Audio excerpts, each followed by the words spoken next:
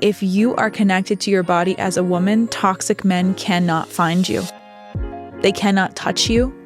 They cannot have you.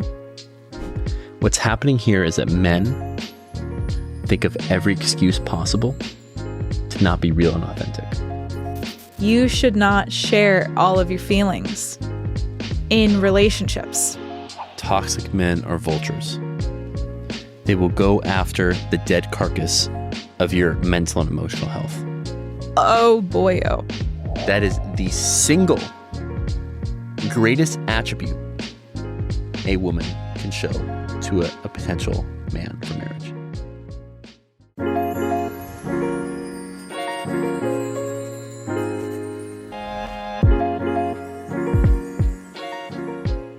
But we are literally here to have these experiences, to learn from them, And share them. and to share them freely without any judgment or shame towards others, because we've been through it too, but to empower them with a different point of view that all of this, all these games are optional. And the moment we decide that we're no longer going to participate in these games, we enter a whole new realm of people, opportunities, and environments that align us with what we know feels right in our soul. Mm. And we're here to help people, guide them towards that new room. And it all starts from learning how to say no. No to the wrong things and yes to the right things. And not what we're told is right and wrong, but we feel is right and wrong. It's a great differentiator. It's when you connect more to your body as a woman, which I've talked about in prior episodes, how I felt very unsafe in my own body. And a big reason why I felt unsafe was because of one thing I was physically doing. I was sucking in my stomach unconsciously for almost my entire life. And this was such a routine for me that I didn't even realize that I was doing it. And I realized once I started doing the work on myself and understanding my relationship to my own body, that when you do a body scan, we can do it right now. If you can relate to somebody who feels a little disconnected from their body, this is a telltale sign as if you're an overthinker.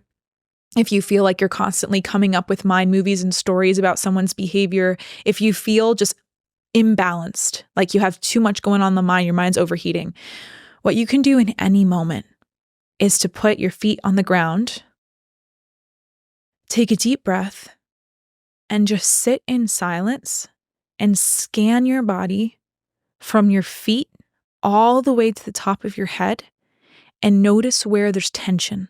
Notice where you're constricting. This is how I found this in myself. I noticed that I was sucking in my stomach unconsciously because a woman had brought it up as being one of the core reasons that women are disembodied. And I was like, wait a second, I'm doing that right now. And from that moment of just drawing more awareness to my own body and where I was constricting, where I was creating unnatural angles, where I was carrying more weight in one side of my body versus the other in order to make my leg look a certain way. A lot of this for women is aesthetic, right? I was sucking in my stomach because of all the times that I had been told in middle school and high school that I looked fat. And so these programs start when you're really small and you carry them with you for your entire life unconsciously. So right now, right here, you can close your eyes and scan your body for any moments of tension and pay attention to, oh, you know what? Like I'm holding a lot of tension in my shoulders. I'm actually clenching my jaw. You know, I'm sucking in my stomach. I have, my legs crossed to the point where one of my legs feels a little imbalanced. I'm tapping my foot a lot.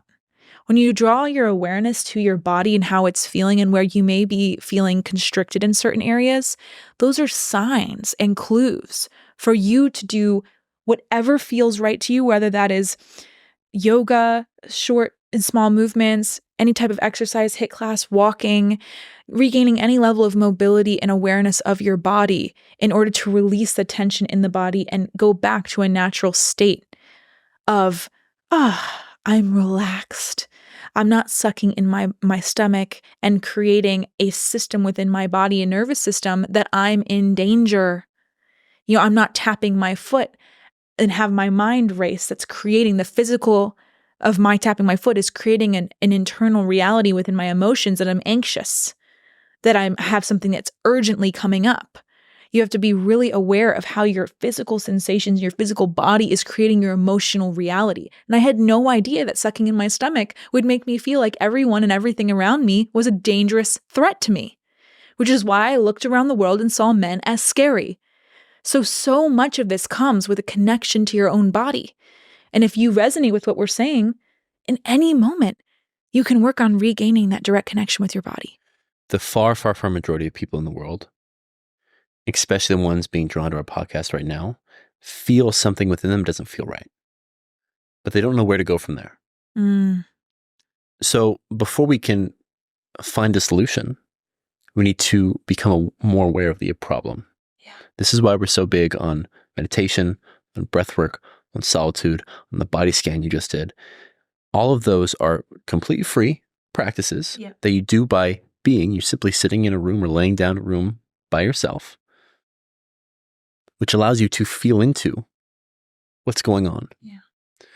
And what's happening in this world, the reason why we're so out of whack is because we're constantly being distracted from regaining the sense of clarity from within through body scans, through meditation, through just solitude, through like the normal day-to-day that people used to have when they go for a walk to school or walk back home from, their job, whatever it was. Like we've been deprived of that. So we've been deprived of all moments of reflection.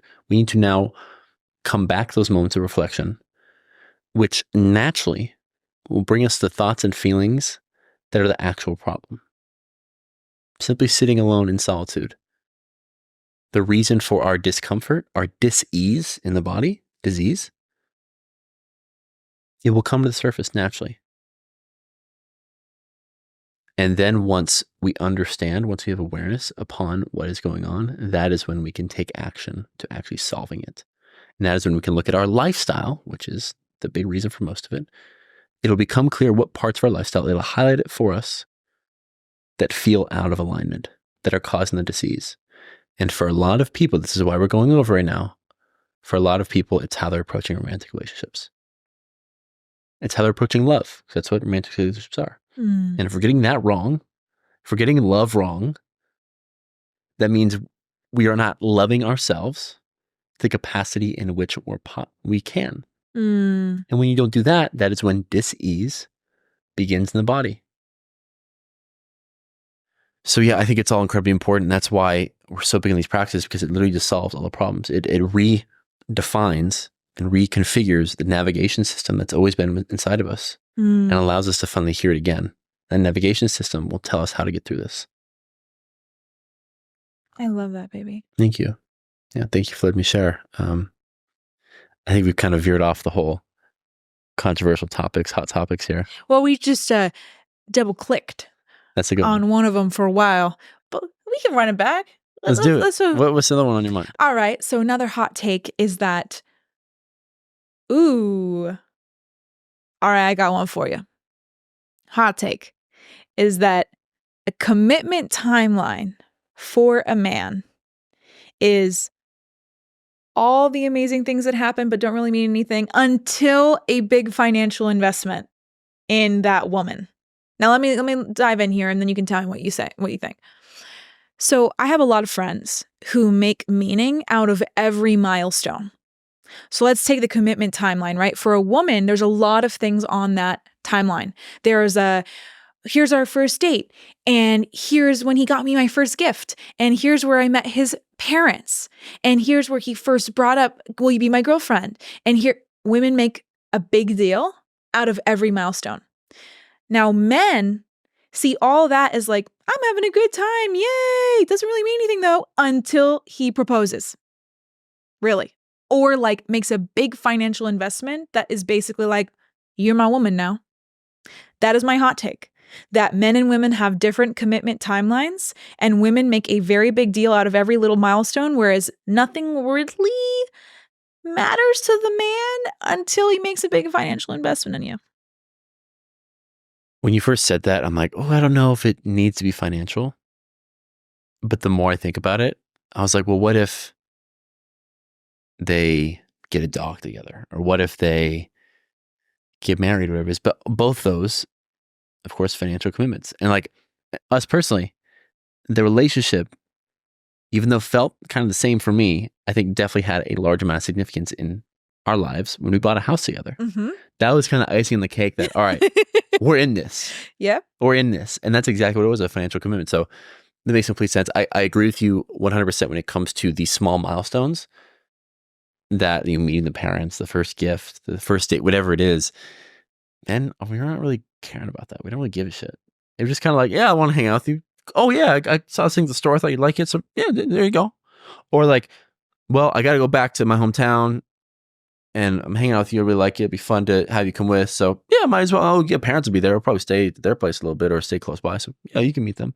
It's more of like, yeah, it just kind of makes sense in the moment. It's not this huge ceremonial thing that it may feel in most women's minds. And so I think it's very, very important to keep in mind. And a man, we've seen on reality TV shows, we've seen all the time. Men will introduce multiple women at the exact same time to their parents. Oh, really? Like, oh, I've seen it before. I've seen personal friends before where these huge things aren't really that big. I've had times where I've taken women to meet my parents. Uh-huh. And I'd tell them directly, I've told this to my mom before, or I'd give them kind of signs like, hey, this ain't the one. Oh. This is the one for now. What signs were those? I think, well, number one, they can just kind of sense in my voice of like, yeah, we'll be both in town and, probably want to get dinner with y'all and love to meet here. I told y'all, like, my parents, I'm an only child. I'm all I got. I'm like, a lot of your entertainment is my life, especially my dating life. Uh-huh. And so I'm going to let you in on this one right now. I'm going to let you in on this. Oh, you give them. And so I thought that, I don't know if most men go to that extreme. Uh-huh. But I know that, meeting the parents isn't equated to wedding vows. I can make that very clear. Mm-hmm. Or isn't equated to buying the ring, getting down one knee. Mm-hmm. Again, I think, like we said, follow a man's actions and not his words. And any financial commitment, not just I bought you flowers or I got your car maintenance, I got oil, not that bullshit, not that small stuff, but the real things. So like, I'm invested. You got me on this one. Yeah, I think. But I love what you just said about, so women love a story. Women are incredibly romantic and they love the juicy fairy tale nature of it. So women make a big deal out of every little anthill. They make a molehill out of the anthill, right? But in reality, for a man, he wants to make you happy, but it could be for now rather than for a lifetime.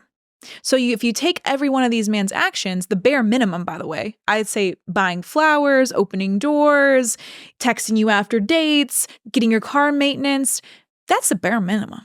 We need to raise the bar on what our bare minimum is as women. Because I have a lot of friends, and this is how you fall into the hands of a toxic man, by the way. I have a lot of friends who have not poured that love into their own cup to where they have a cup that's like 1/4 full.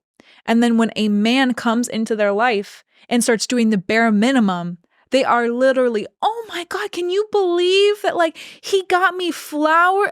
Baby, that is not that big of a deal. That is like that's the basic package, the basic. That's not even boyfriend level. Like we cannot be taking the smallest actions. It's sweet. We love it. We appreciate it. But any healthy romantic man who is interested in you would be doing those things. And here, let me give you another hot take. Men can be taught how you like to be treated. Men take direction incredibly well. And so if you have a man who's showing up to the best of his ability, he is healthy, he is like texting you after dates, all this stuff, but you notice that like maybe he needs to up his romance game, that's not a lost cause. He just probably hasn't been taught how. So I'll bring this to life through Cam. Cam somehow, some way, just knew all of the most chivalrous romantic things to do. And he didn't just do them while we first started dating, see Rizzler. He does them to this day, has never stopped, will never stop because it is encoded in who he is as a man, as a human. And so he does all the romantic things. I don't touch a door handle in any way, shape, or form.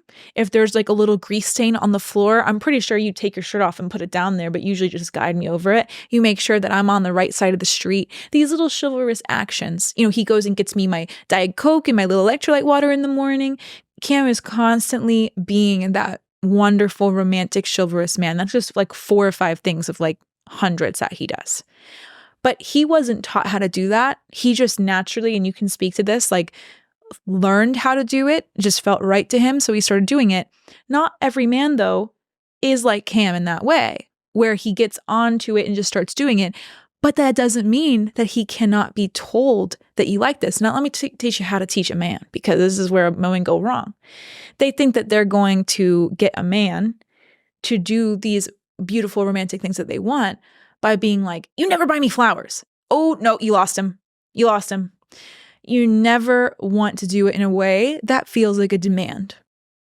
You want to speak from the heart. You want to speak in a way where it's like, you know what I just find so romantic? Red roses. I would just love, like, our dream house would be red roses on our dining room table every week. Doesn't that just sound so amazing? You got that. That's it. 100%. You found the formula. But let me correct you on one thing here. Please do. A lot of these things come naturally because of the man I am today, which is the man you met. Mm-hmm. All of the practices of finding the little things that I can do to make you feel special, to make you feel supported, those were cultivated within me over time through multiple girlfriends. Ooh. Seeing what they like. Thank you, sisters. Yeah, no, for real. And them giving me direction.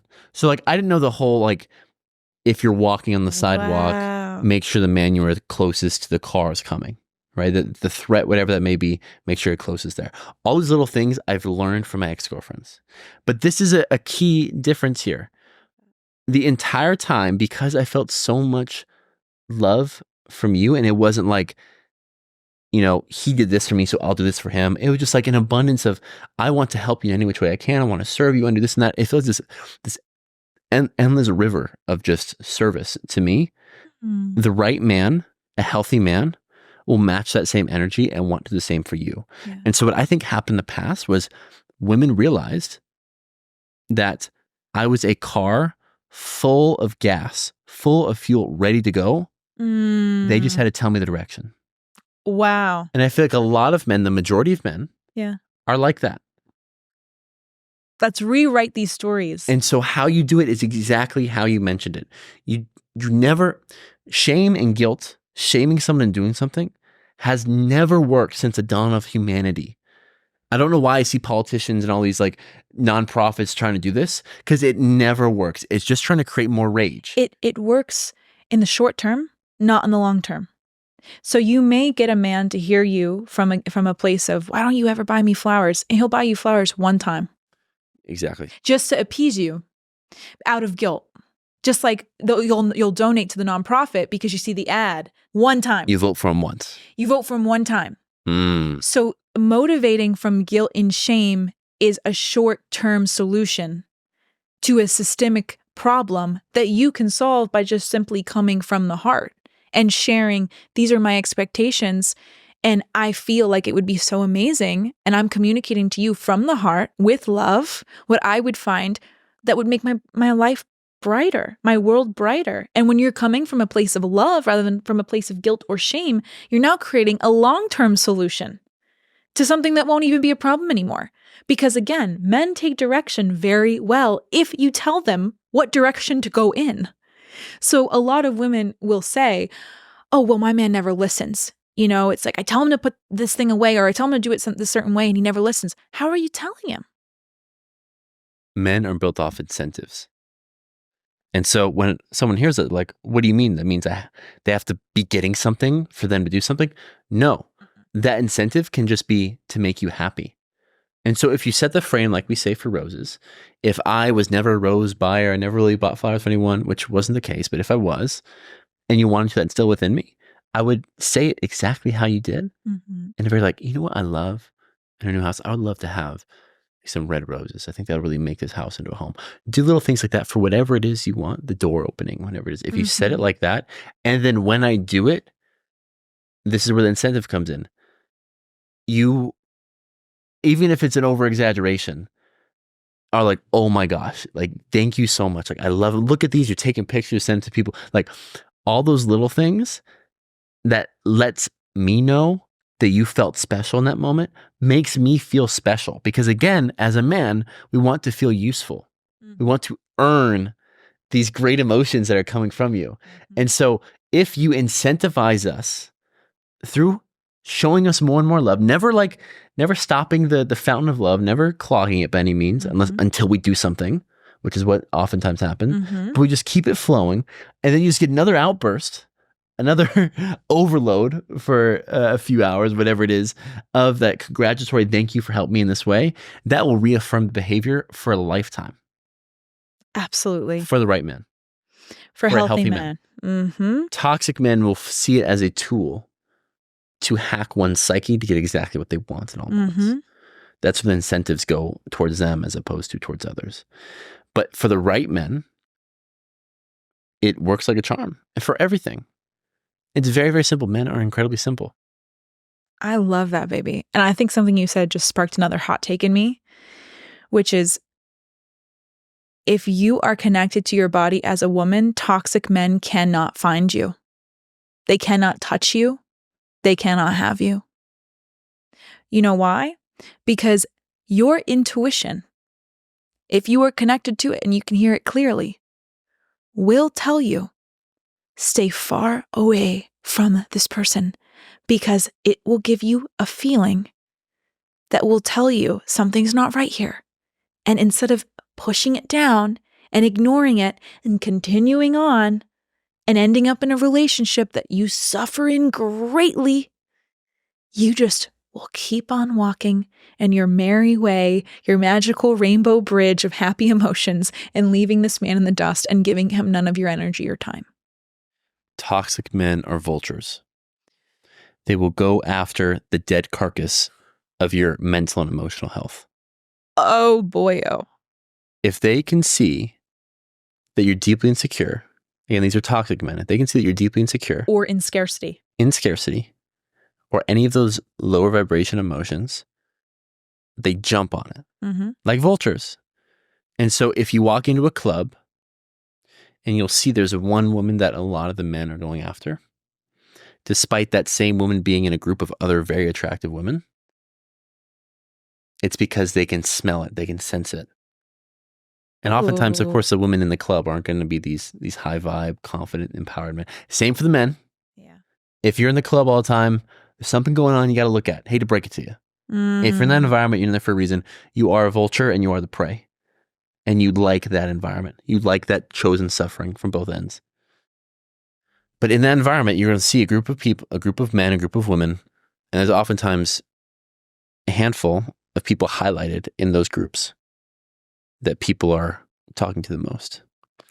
And those are the ones that are most susceptible to the coercion, to sleeping with them that night, to, doing X, Y, Z, coming on their boat the next weekend, the yacht, whatever it is. That happens a lot nowadays, especially in like Miami. Miami's the king of that. And you know that, you were born and raised around there. Let me take the opposite of this, because it also holds true. Have you ever noticed that at the club, the most confident women aren't getting approached? That's exactly what I mean. That's the opposite way of saying what you're saying. So it's like, if you pay attention, you'll notice that the women who it's like, why isn't anyone going up to my friend? She's gorgeous. She's dressed to the nines. She's super confident. Because men aren't there for a wife. Men are there for a night. And they will gravitate towards the women who give off an energy of, I don't have a lot of love in my cup. Come over here and fill it. And then I'll let you talk any kind of fantasy to me to get you into my bed. And men can see through the bullshit. You can't hear this and then take your insecure ass to the club and be like, all right, I'll be confident tonight. And you start acting like, you're just going to act like an asshole. You're just acting like a dick. And men know exactly how that feels and what that looks like. And they will see past it and they will play your mind game with you and they will win. Wow. Because I've seen women before who go in this. I've been to a club before. I've been to these places before. Wow. And I've seen how they act around men with like a very like bitchy attitude and just like purposely showing their superiority. Let's put it that way, which doesn't exist in that environment. Like peacocking. Exactly. On the women's side. And I watch just how they navigate, and men see right through that. They know exactly what that's coming from. This confidence and empowerment can't be faked. People feel it. That's why people are attracted to us now. The same people that were not attracted to us years ago when we weren't at this level that we are now. But because we have this new empowered feeling, this confidence within, because we've been able to say no to all the bullshit that's keeping us down, that's why everything is happening to us the way it is. And so if you want to attract that dream person in your life, that aligned person in your life, it starts by taking your power back. By looking at everything you've been told and say, does this serve me or not? And if it doesn't, you set it aside and you start embodying what does. And if you do that, and more likely you wouldn't want to step in a club after that, because that place is not really made for empowered people. Hate to break it to you. Newsflash. Capital desire. Mm-hmm. Once you step into this new frame, everything in your world's going to change. You're going to have the confidence to ask the world for what you want, and it will be delivered. You will attract it. Yeah. We keep on going back to the same premises for these controversial topics. But I'm loving it. Did we? I guess. Yeah. I got one. Yeah, tell me. This is a little bit out of left field. Number one, there's not a single man on this planet that likes eyelash extensions. Not a single man on this planet likes eyelash extensions. Ooh. And coupled with that, most women are wearing way too much makeup. Wow. And the right man wants to see you without makeup. Women believe there's this huge difference between no mask me, no makeup me, and makeup me. Mm-hmm. When it's really not that different. Mm-hmm. A little bit different coloring in the cheeks. Mm-hmm. And a little eyeliner. Like, we see it, we know it's on. Mm-hmm. But it's not a deal breaker. Even if you're fugly. Don't get it wrong. There are some fugly men and fugly women out there. Maybe men should start wearing makeup for how they look. That being said, the right person would love you for exactly who you are. And we know that to be true. We wouldn't want someone who wants us when we have our makeup on, but then doesn't want us when we take it off. That is a fantastic point, because you attract what you lead with. Exactly. So if you as a man are leading with your wealth and your success, you will attract women who love you for your wealth and your success. If you as a woman are leading with your beauty, with your looks, you will attract a man who only really values your beauty and your looks above all else. You attract what you lead with, for better or for worse. So what I led with was my values. My values of being curious, kind, and open-minded, open-hearted, loving. Those are the values that I led with in dating and relationships. And I had a fantastic time in my dating life. Not when I was afraid of men, because I didn't really date when I was afraid of men. I just got into instant relationships out of fear, because I wanted to be chosen and taken off the market and saved from all the big scary men, because that's what I told myself. But then once I did all of the work that we've talked about, I realized, oh my gosh, men are amazing. Men are so helpful and loving and kind and willing to put themselves out there and plan all these beautiful experiences. And oh my God, I love men. And once that was my mindset, guess what? I attracted the exact kind of men that I was talking about. I had a fantastic time dating as a quote unquote normal person. I mean, going on dates, celibate dating with multiple men at a time, just simply getting to know them in environments that they created and they planned. I had a fantastic time, and I never had casual sex, and I never complicated my head and my heart. And I was able to go through those experiences in full connection with my body and saying, okay, my intuition's saying this is feel good, but it's just not my person. So then, the time would come where I'd say, all right, this isn't my guy. I'm going to let him know. And then he would fall away, and then a new guy would come in, then it would just repeat and repeat, repeat. And then Cam happened. So it was because you're in the emotional space of, I have the eyes to see and believe that men are amazing and kind and generous, and that they show up for me so strong and they want to make me happy. You have all those beliefs within your system, and then look what happens. They get created. So I just wanted to share that because I feel like you were just such a perfect example of like, I mean, I would just wish people could watch you exist.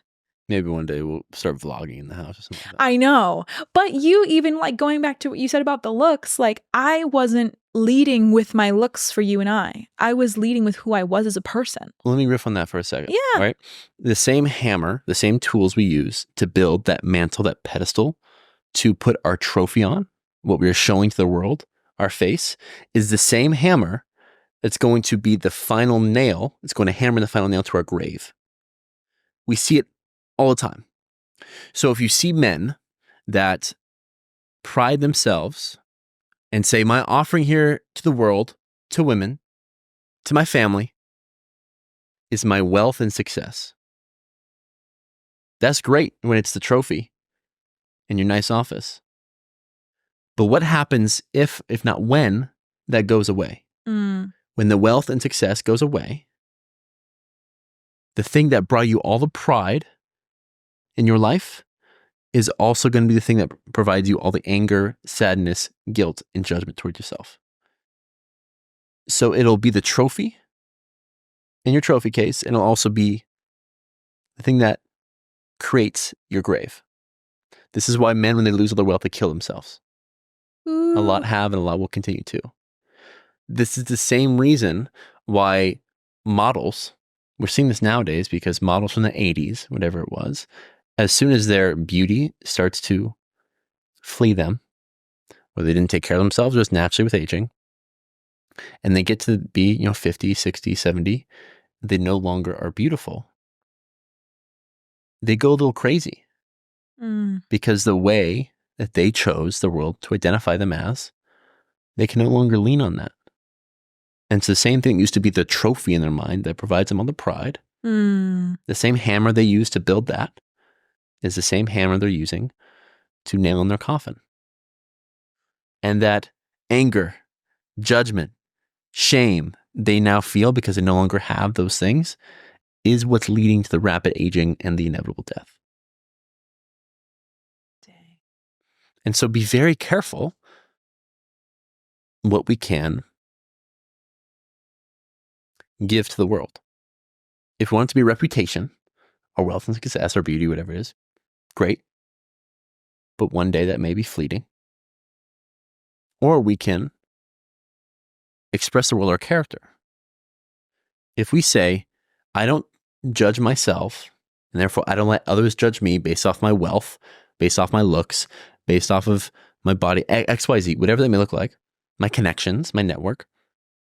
And we say, I'm going to look at myself, attribute myself to my values and principles I hold, to how I treat others, to how I treat myself. That is a solid foundation that for the rest of your life you can lean on. I love that. And I really think, especially in the dating scene, if the first words you use to describe yourself are, I'm a kind person, I'm a good friend, I'm a good son, daughter, I'm a good brother, sister, if that is what you value yourself as, that is the ultimate green flag for every woman, especially every man. If a woman prides herself, if pride's even the word we want to use here, on being a loving, caring human, that is the single greatest attribute a woman can show to a potential man for marriage. So if you had all the looks that you do, and you're absolutely beautiful and stunning, thank you, baby. But if you also did not have the mental and emotional attributes that will never be fleeting, this would not work. Of course not. But people forget that. And so they lead with the beauty, lead with these things. But if you lead with, I'm just a good person, you're going to have fun when you're around me. You don't have to say these things. You can just show it. You can be it. That's the important part. People can feel it. People can feel it. You will never have a problem with friends, with romantic relationships. You never have a problem with any of that. Well, let me give you another hot take off this. Talking about feelings, I have a hot take that you should not share all of your feelings in relationships. Now, in our prior episode, Cam and I had a different opinion that I didn't get to dive into on living in a masculine paradigm. And then Cam said, well, I believe that men have been more feminized now more than ever before. This is what I'm talking about, because I believe that in the age of abundance of information, the normalization of therapy, which I think is a net positive and I'm really happy about, we have swung the pendulum too far on transparency of feeling. There is a spectrum of feelings. Some of them are what you'd call like a low level vulnerability, which would be anger, grief, guilt, shame, right? And then there's high level vulnerability, which is joy, peace, juicy emotions that make someone feel loved, right? And that's not to say that one is bad and one is good. It's a spectrum, all are welcome. But what happens is that we have normalized people constantly sharing low-level vulnerability as if it's just perfectly okay. As if every time you go home and you have a bad day that made you really upset, you're bringing that emotion to your partner in the name of transparency. In reality, I believe that that has been destructive to relationships. I was myself in a relationship with a man who was very, very angry, who every little thing would set him off. And instead of him self-regulating, dealing with the anger himself, he would rely on me to process his anger with him and partially for him. And that makes you his mother and not his girlfriend or lover. When a man requires his woman, leans on his woman to process a common daily life situation, they can't support themselves in this way. It is so incredibly unattractive. And this is what they mean when they say that women are unattracted to men expressing emotions. It's how they're expressing emotions, not the fact they don't have it at all. And so men use that because we're pussies and we don't want to cry alone. We don't want to see these things alone. We don't want to go to a good friend and tell them actually what's going on. We'd rather avoid it and shove it in the closet or shove it under the rug. What's happening here, I'm gonna lose my train of thought. One sec.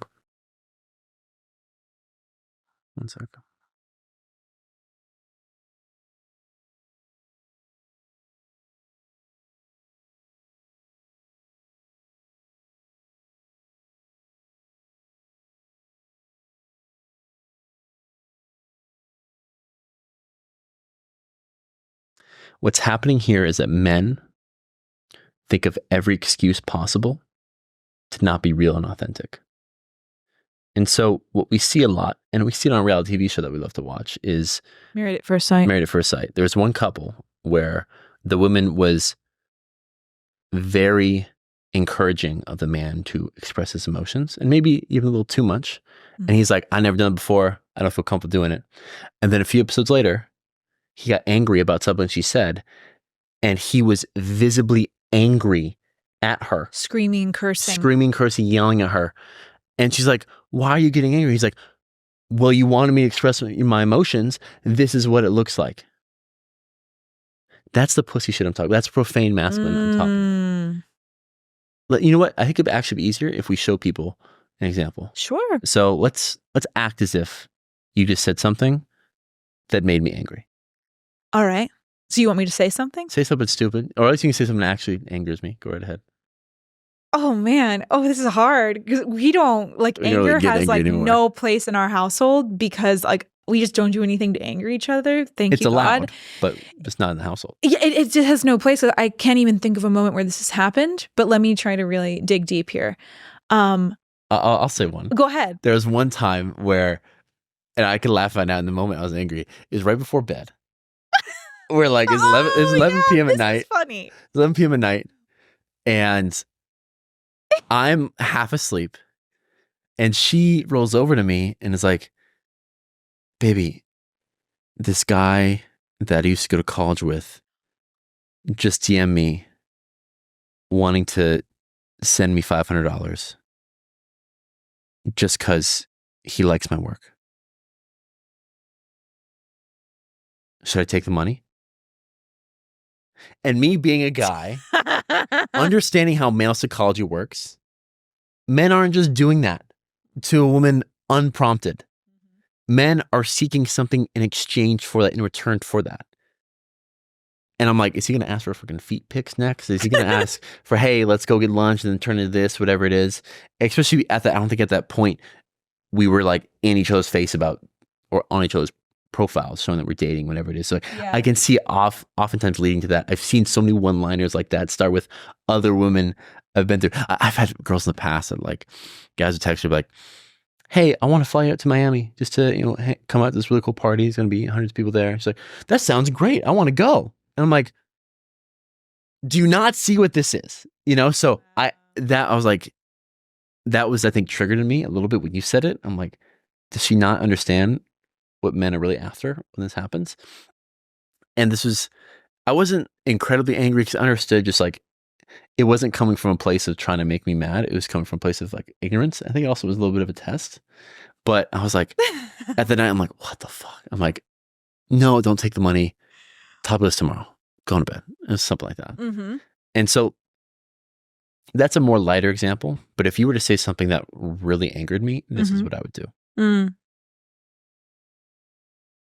Baby, to be completely honest with you right now, I just felt this immense feeling of anger come up within me. And for the sake of our relationship, I don't ever want to express that in any way that may look, whether that's loud voices or me acting in a way that I feel as if I'll regret, or I feel as if won't be aligned with the highest version of who I can be for a relationship. And so I would like for us at this moment to put a pause in this conversation. And I would like to go for a walk. I like to go be by myself for a little bit, just so that I can process this properly, so that I can feel this emotion, and then come back to you through a more loving lens, because that is what I feel would be best for this relationship. Is that okay with you? Of course it is, darling. Take your time. And so if the woman in that environment was like, no, you got to say it right now, even though I just explained that you're prompting me to say something that I'd probably regret, something that wouldn't be in the best sake relationship. If she's saying, no, you got to say it right now, she doesn't want a relationship to continue. She wants it to end. She wants that side of you, so she has an excuse to leave. But that's a whole other story. But I'm saying that is a way a man can say, I am feeling angry, or I am feeling sad. I am feeling guilt. I'm feeling shame right now. And I want to go. I'm not leaving. I'm not never talking about this again. I'm saying I may need 15 minutes. I may need a few hours to process what is going on, to feel into what's going on, so that I can meet back with you being the highest version of myself. The amount of safety a woman feels when she hears that from her man makes her ready to say, I do. Facts. Like, a lot of women, go ahead. Because you took the personal decision to process your own emotions and not involve the woman in your anger, which is incredibly unsettling as a woman. Anger is the emotion in men, and this is what's kind of ironic about the male experience, and I'd love to hear your thoughts here, baby, as a man, is that anger is an umbrella level of emotion, meaning that men aren't really allowed to feel, or they don't feel safe or allowed to feel most emotions within society.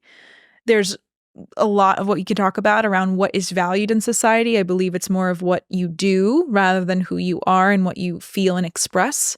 And that's why we are so blocked in our feminine energy, and why people are burnt out and working too hard and really hopeless in terms of their careers, their life, their love, where they're like, there has to be something more out here. Why is everything so hard?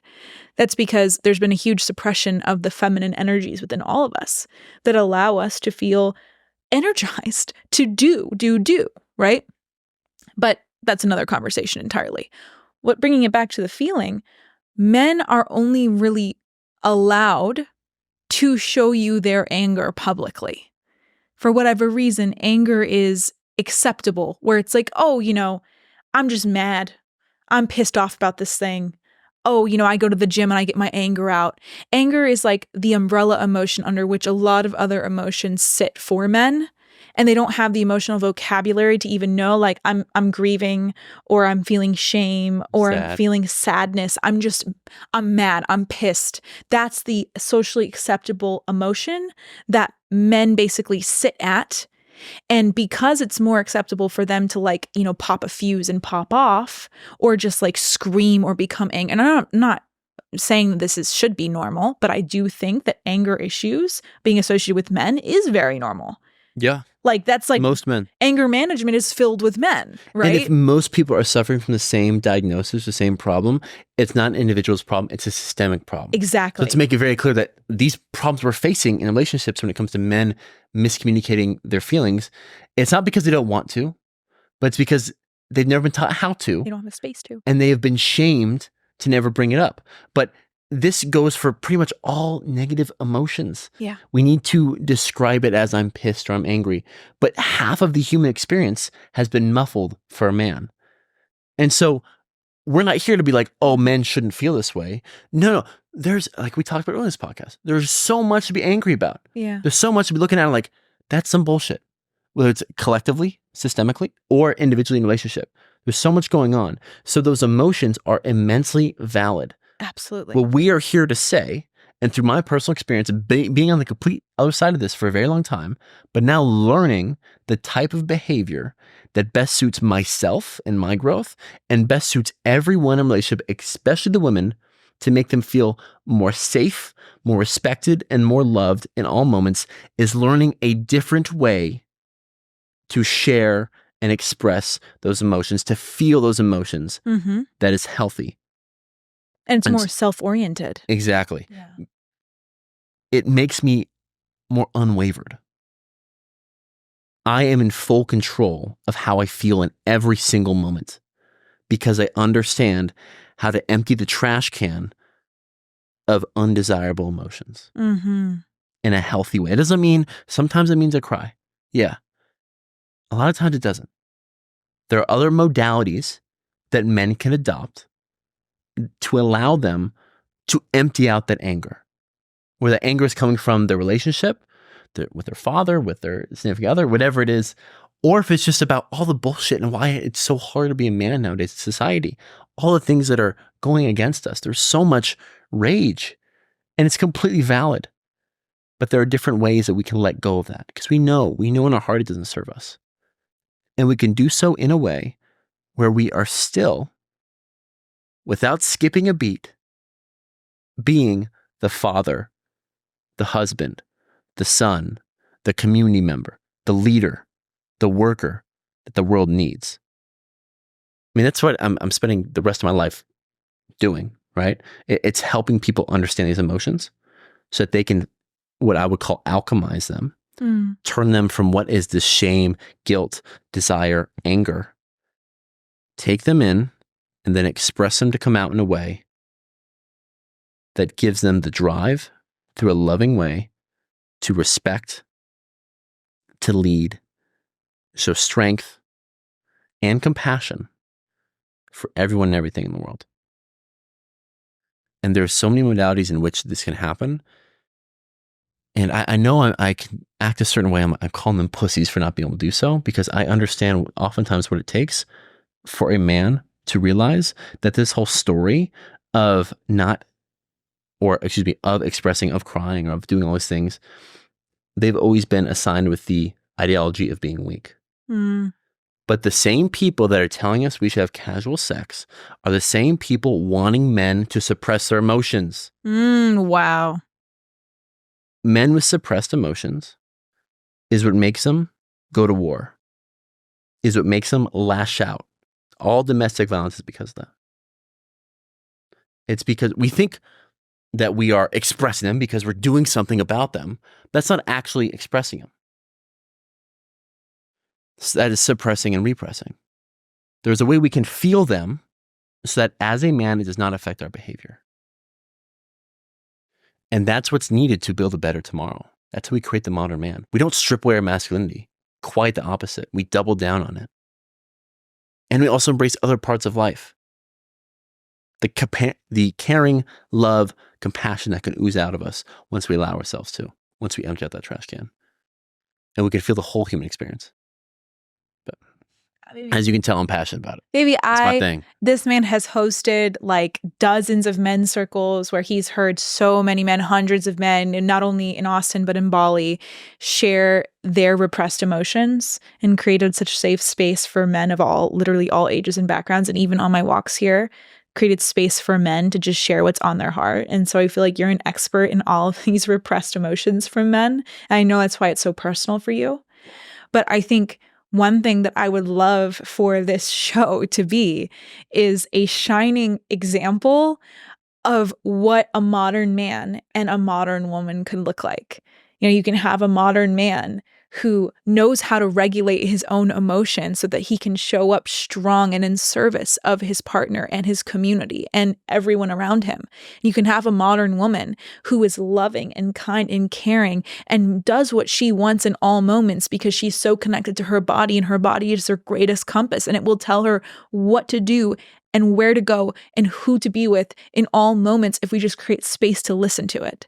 So that modern man and that modern woman can exist. I believe it does exist because I believe that's what we are striving to embody and be. And so if that excites you, or if anything in this episode resonates, like, welcome to the party. We'd love to have you. And welcome to our journey. Yeah. Right? Because as we're on this pursuit, you are going to hear all the lessons we've learned to get us to this point. Yeah. And also the current trials, tribulations, the mistakes that we're currently working through. We want to give you the whole picture, so that together we can rise and become the men the world deserve and the women the world deserve together. I love it, baby. I love it. Thank you so much for joining us for this beautiful conversation. All these hot, spicy tamale chipotle takes. I love it. I love it. I love it. Well, thank you for being here. We love you so incredibly much. Let us know what resonated with you. We love hearing from you. One quick story to round us out. Right before I got into the studio, I got a DM on Twitter from a man who was like, I just broke up with my girlfriend and I'm writing her a letter and I'm 44 minutes into your last episode and I would love for you to read over my letter that I am sending to my girlfriend's house. And I was like, holy crap, that is an amazing signal that people are listening and enjoying and getting so much value out of our conversation. So if you have anything you want our perspective on, I'm going to create a link for a submission box and you can send absolutely anything to us and we may just answer it live on the show. So I just want to mention that we're very, very excited that we're only a couple episodes into this and people are loving it and resonating with it so much. So only the beginning, and we love you so, so much. Thank you for being here. Have a great day, Elle. We love you all unconditionally. We love you. Bye. Bye.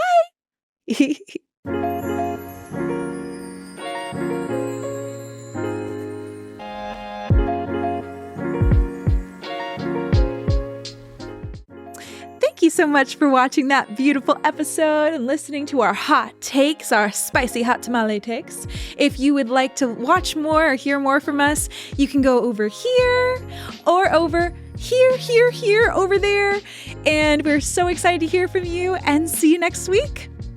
Bye. Love y'all. Love y'all.